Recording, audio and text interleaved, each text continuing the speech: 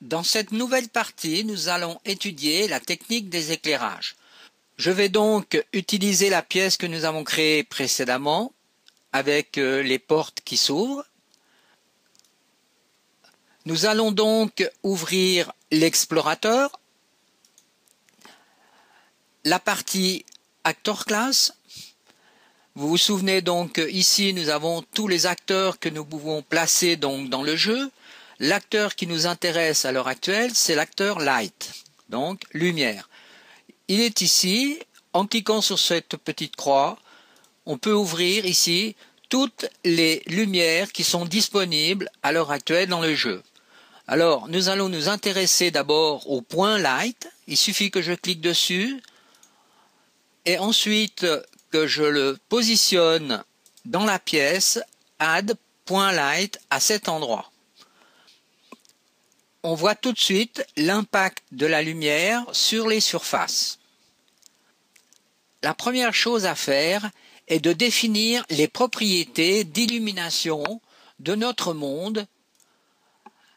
Donc on va à cet endroit sous Light Mask et on désélectionne l'usage de l'illumination globale. Nous allons donc travailler avec l'ancien système d'éclairage car la Global Illumination a été rajoutée dans ce moteur. Il est impératif, dans un premier temps, de bien comprendre le principe des propriétés des différents éclairages.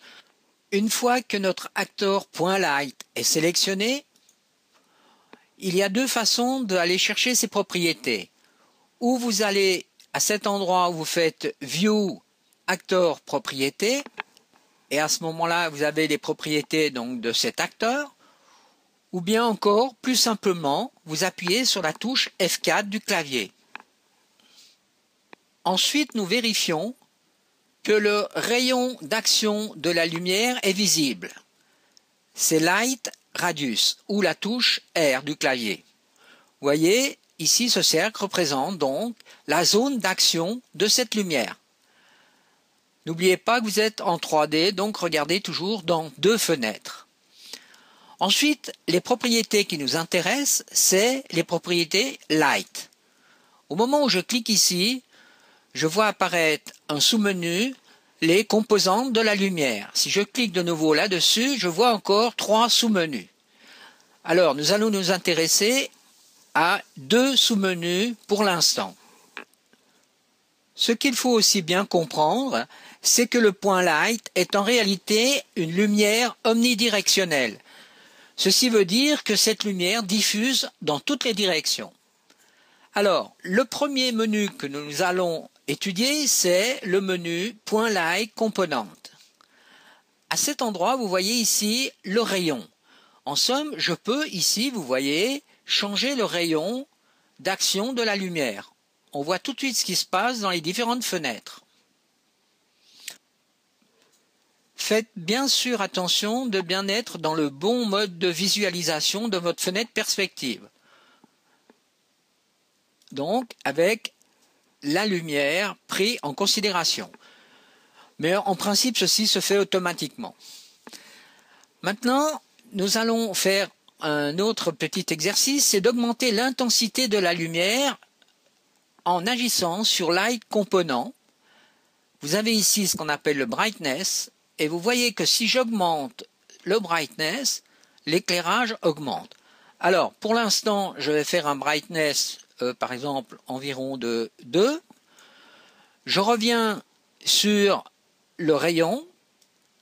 Vous voyez ce qui se passe.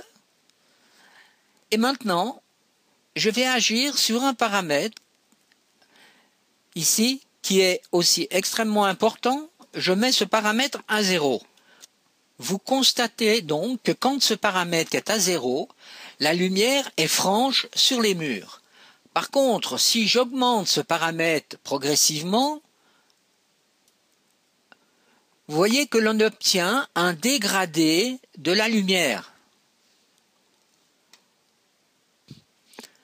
Donc si j'augmente un peu le rayon, On voit très bien ici le dégradé entre la zone de lumière qui est noire et la zone de lumière blanche. Et ici, vous avez le dégradé qui est donc proportionnel à cette valeur. Ensuite, nous pouvons revenir sur Light Composant. Ici, le brightness, en somme, était tout simplement l'intensité de la lumière. Alors, revenons sur une intensité de la lumière de 1 par défaut. Et maintenant, intéressons-nous à la couleur de la lumière. Alors, c'est à cet endroit que ça se trouve. Vous avez ici le paramètre Light Color. Ici, c'est une lumière blanche. Cliquez sur cette icône pour voir apparaître une palette de couleurs. Et choisissons par exemple cet orange. OK. La lumière diffuse donc une couleur orange. Vous avez aussi la possibilité de mettre la valeur de la couleur ici de façon numérique. Vous avez donc le rouge, le vert et le bleu. Donc par exemple, mettons 50 à cet endroit, peut-être plus, 200. Voilà, on voit qu'on part vers un violet. Revenons donc à une lumière blanche. OK. Et maintenant, regardons un simple paramètre. Ce paramètre-là, qui simplement va rendre actif la lumière, allumer ou éteindre. Nous allons maintenant rajouter une static mesh au milieu de la pièce. Alors, pour cela, vous ouvrez donc l'explorateur de browser. Ici, vous faites éventuellement un full load, si ça n'a pas été fait au préalable. Ensuite, vous sélectionnez par exemple ici Static Mesh. Et là, dans le mode de recherche, je vais mettre statut. Voilà les statuts qui m'intéressent. Donc, je vais prendre cette Static Mesh que je vais déposer au milieu de la pièce en faisant un drag and drop. Je donne donc ici une échelle de 2 à la Static Mesh pour agrandir donc la statue. Ensuite, je reviens donc sur les propriétés de cette lampe.